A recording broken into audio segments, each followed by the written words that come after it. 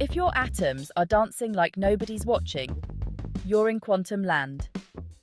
Quantum mechanics is the wild side of physics.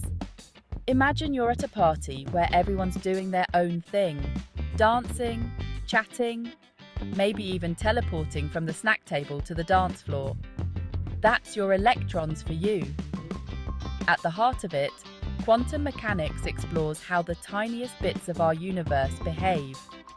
Unlike your predictable dance moves, particles at this level do things we can't even imagine. They can be in two places at once, or even pass through walls. Think of it as the rulebook for the microscopic world, where normal physics takes a back seat.